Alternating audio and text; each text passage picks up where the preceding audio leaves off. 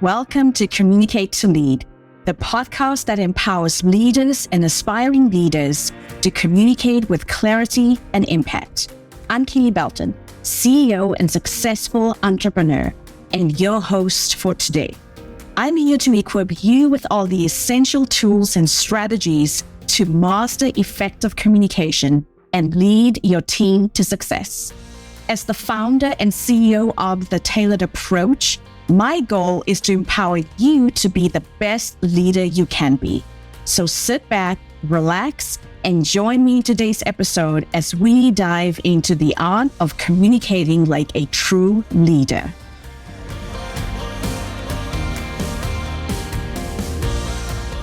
There's a moment that happens before anyone says a word. You walk into the conference room. The meeting has not yet started. People are still settling in, still looking at their laptops, still finishing the conversations they were having before you arrived. And in the space of about 3 to 5 seconds, something gets decided about you, not consciously. Nobody in that room is sitting there evaluating you on a score sheet, but something gets registered, a read, an impression, a quiet vote on whether you are someone to lean towards or someone to keep half an eye on. And here's what makes that moment so frustrating for so many women leaders I work with. You can have done the work. You can have the credentials, the results, the track record. You can have prepared for that meeting harder than anyone else in the room. And still, in that 3 to 5 second window before you have said one word, something is being decided that has nothing to do with any of that. That something is executive presence. And for the next 4 Thursdays, we are going to take it apart piece by piece until you can build it on purpose with intention. Welcome back to Communicate to Lead. This is episode 168. And today we are kicking off a brand new 4-part series on executive presence. Over the last few weeks, we explored what gets in the way of women leaders being seen. In April, we walked through perfectionism in episode 160, the workplace environments that block your growth in episode 162, and how to communicate your value before you feel ready in episode 164. That series was about visibility, about making sure your work and your value are not invisible to the people who decide your future. This series is the natural next step because the truth is you can be visible and still not be felt. You can be in the room, on the agenda, named in the email, and still have people walk out of that meeting remembering someone else's contribution. Visibility gets you in front of people. Presence, however, determines what they experience when they see you. And that experience is what they carry into the conversation about who gets the next opportunity, who gets the stretch project, who gets sponsored. So over the next 4 Thursdays, here is what we are covering. Today, in this episode 168, we are establishing the architecture of executive presence and going deep on the physical embodied piece. Next Thursday, episode 170, we go into the vocal pillar, which is how we say our words, pitch, pace, volume, and the power of intentional pausing. The episode after that, episode 172, we go into the verbal pillar, which is the words themselves, the language that signals authority, the softeners and the qualifiers that quietly undercut or undermine you, and the specific swaps that change how you are heard. And we close the series with episode 174, where we bring it all together in a real high-stakes moment. If executive presence is something you have heard 1,000 times, but never had broken down into something you could actually practice, this series is for you. If we are meeting for the first time, I'm Kele Belton. I'm a communication and leadership coach, and I work with high-performing women in middle and senior management who are doing excellent work and still being overlooked when it comes to promotion. The Communicate to Lead podcast is where I share the strategies, frameworks, and patterns I see in my coaching and training work, so you can apply them in your own career without needing to wait for anyone else's permission. If you have been listening for a while, thank you for being here. You are the reason the show is in the top 10% of podcasts globally. And you are the reason I keep showing up every Monday and every Thursday. Quick favor before we go on. If this show has helped you in any way over the last few months, the most valuable thing you can do is leave a quick rating and review on Apple Podcasts or Spotify. It takes about 30 to 60 seconds. And it's the single biggest thing that helps another woman leader find this show. If you have already left one, thank you so much. If you have not, consider this your gentle nudge. Let me start with what executive presence is not, because I think this is where most of the confusion lives.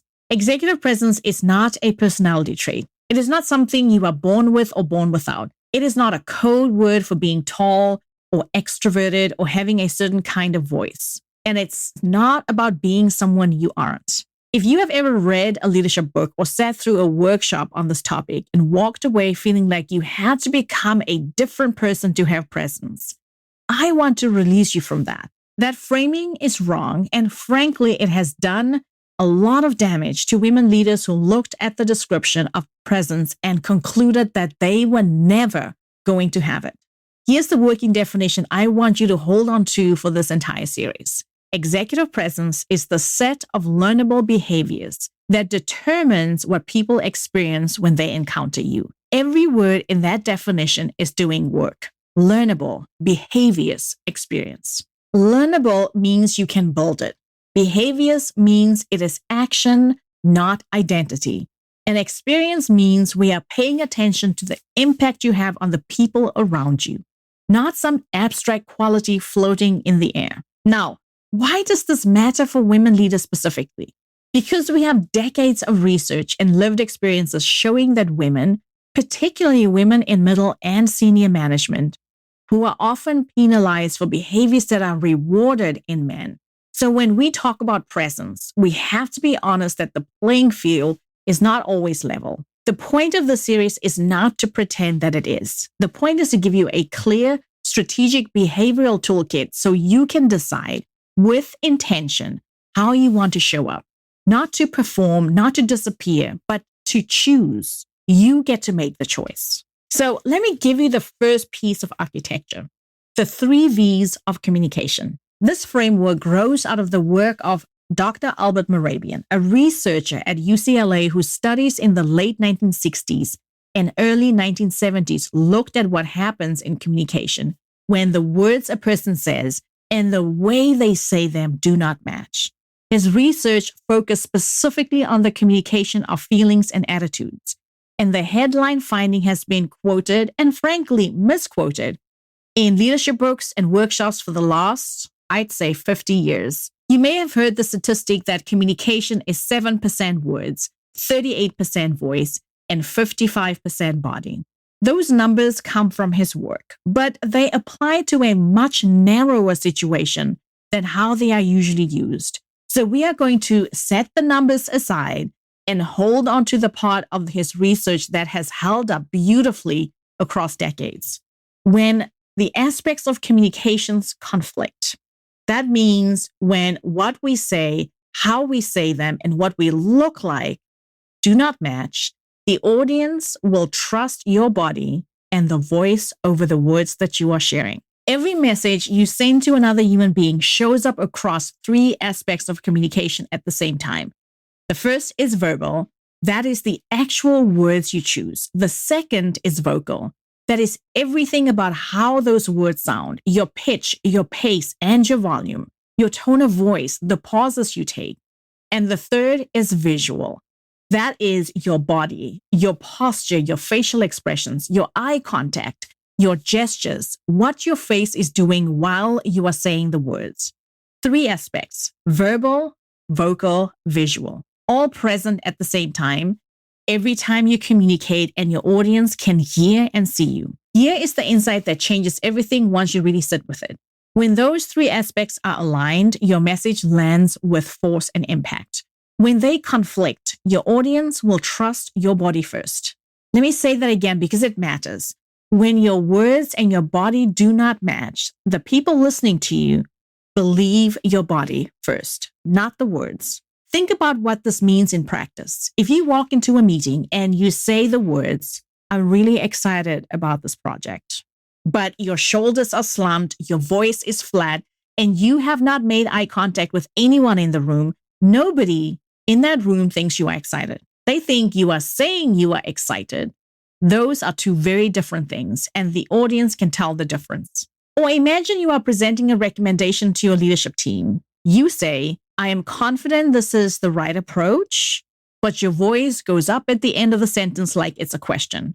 You shift your weight. Your eyes flick to your manager before you finish the thought. The words said confident. Everything else said, please tell me this is okay. Guess which one your audience walked away with. This is not about being theatrical. It is not about acting. It's not about performing confidence you don't feel. It's about understanding that you are always sending 3 messages. And your job as a leader is to make sure they are telling the same story. Today, we are going a little deeper on that third aspect, the visual, the body, because this is where most of the work of presence actually lives.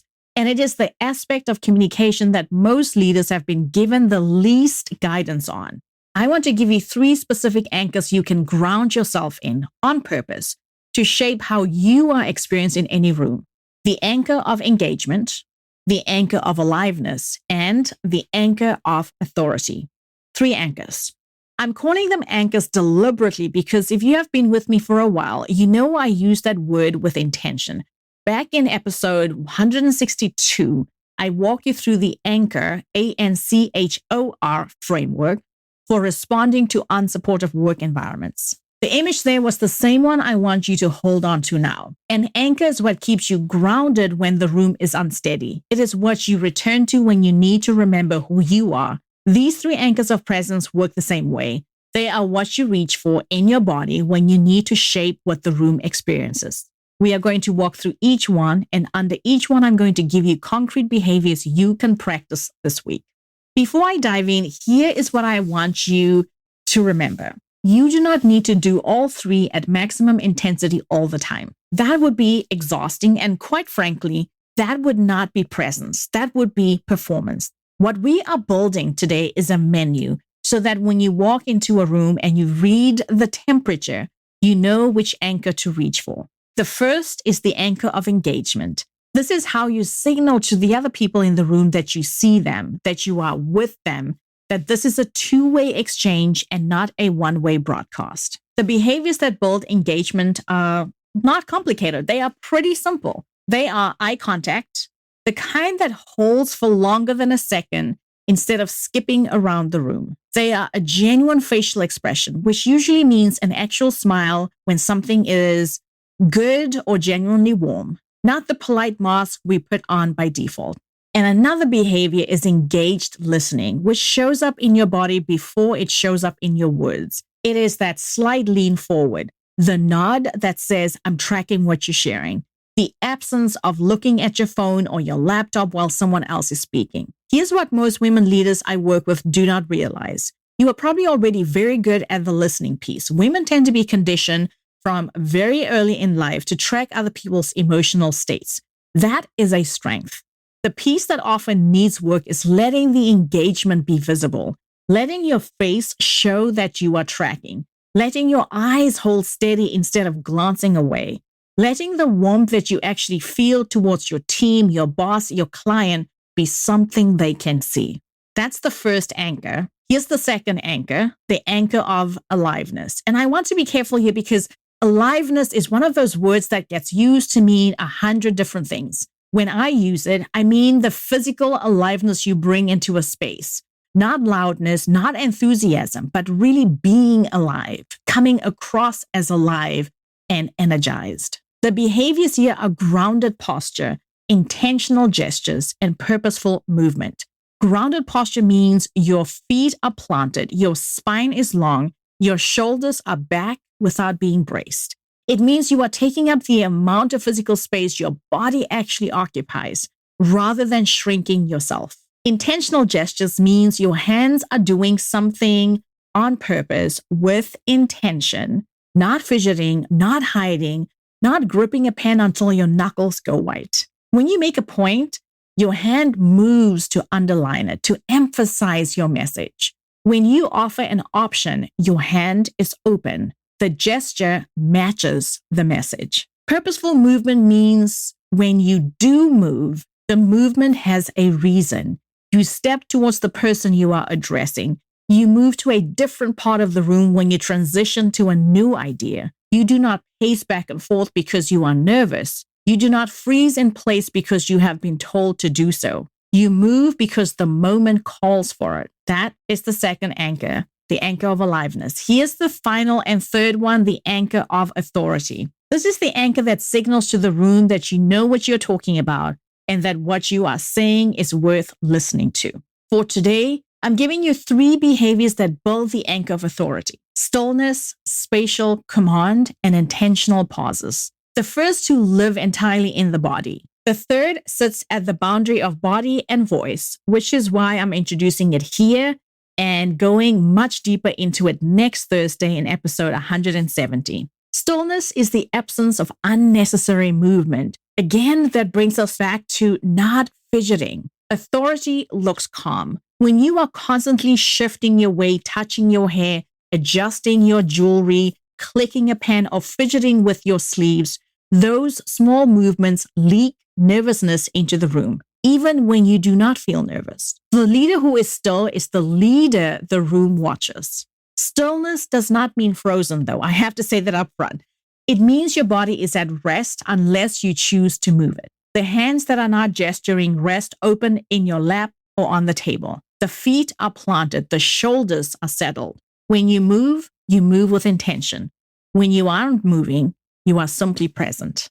Spatial command is claiming the space your body actually occupies. Where you stand, how you orient towards the room, whether you sit forward at the table or back, whether your arms rest open or folded across your body. Many women leaders have been quietly trained over years and years to make themselves smaller, to shrink back, to take up less room at the table, to cross our legs and tuck our elbows in, to pull our chair back slightly so we are not in the middle of things.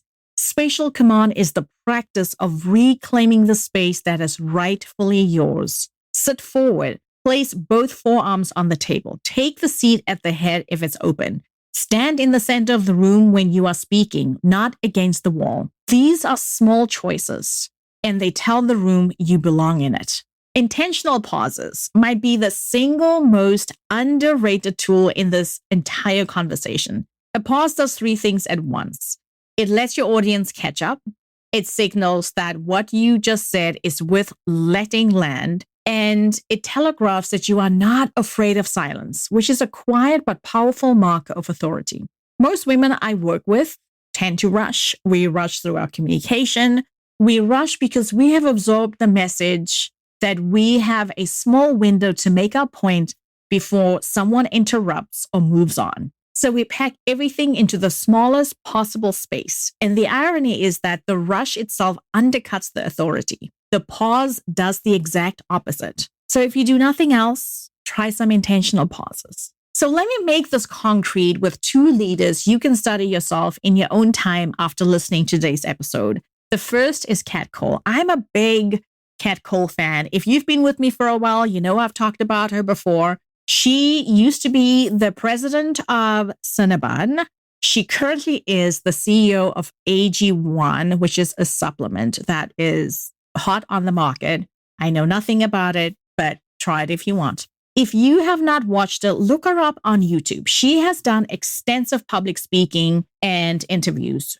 Watch any 20-minute clip of her and you will see all 3 anchors operating at the same time. Her engagement is in her eyes. She holds the camera or she holds the audience with this steady, warm attention that makes you feel like she's talking to you specifically. Her aliveness is in the way she leans in, gestures with her hands, and moves through her points with momentum. And her authority shows up in 2 ways. She has a stillness underneath all that movement. No fidgeting, no nervous tics, nothing leaking. And she pauses. She will say something substantial, and then she will let it sit for a minute before she moves on. She trusts the silence to do the work. Watch her and then watch yourself in your next meeting. Not to copy her.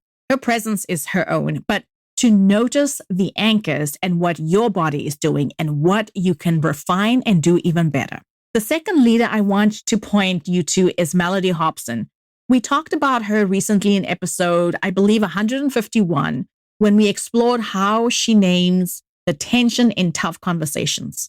Her TED Talk called Colorblind or Color Brave is a masterclass in a different flavor of presence, where Kat Cole is warmth and momentum. Melody Hobson is composure and weight. Her engagement comes through the deliberate way she takes her time with her audience. Her aliveness is contained but present.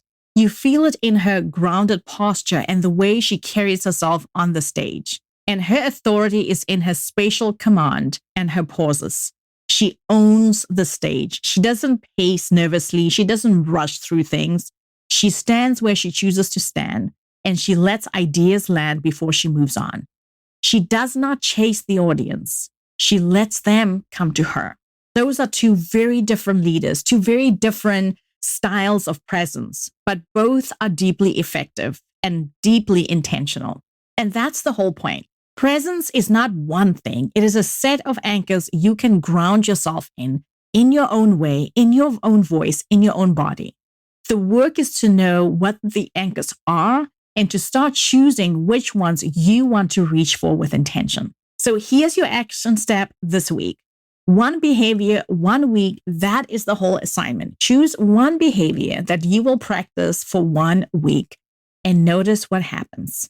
So pick a single behavior from what we covered today. It might be holding eye contact for 1 beat longer than feels comfortable. It might be planting your feet and lengthening your spine before you walk into your next meeting. It might be letting a 3-second pause sit after you finish making a point, instead of rushing to fill that silence. That's it. One behavior that you are going to use on purpose in one meeting, one conversation, on a call, every day this coming week. And at the end of the week, notice what shifted, not what changed dramatically, what shifted even a little. Because presence is not built in one big dramatic moment. It is built in dozens of small, deliberate choices repeated until they become the way you show up by default. If you want to take this further, record yourself once this week. 60 seconds is enough. A voice memo, a short video on your phone, a clip from a Zoom meeting you are already going to be on. Watch it back 1 to 2 times and look for one strength, one thing you did well, and one thing to refine. That means one thing you can improve on. That's it. You don't need to spiral. You don't need to critique yourself into the ground. You simply choose one strength and one refinement. If you have been listening to this series on visibility and now on presence, and you are starting to recognize yourself in the patterns I keep describing, the woman who is doing excellent work and still being overlooked, the woman who has the substance but feels like she cannot get the room to register it, I want to invite you into a conversation. I offer complimentary leadership strategy calls.